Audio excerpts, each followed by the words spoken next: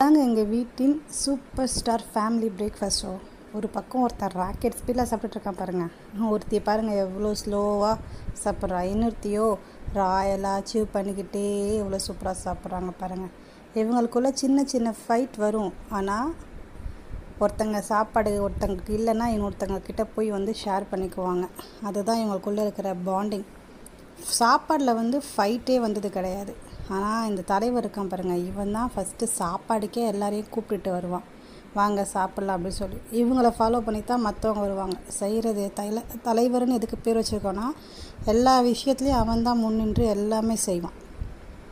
5 பாத்திரம் 5 பேர், ஆனால் அன்பு மட்டும் ஒன்று தான்.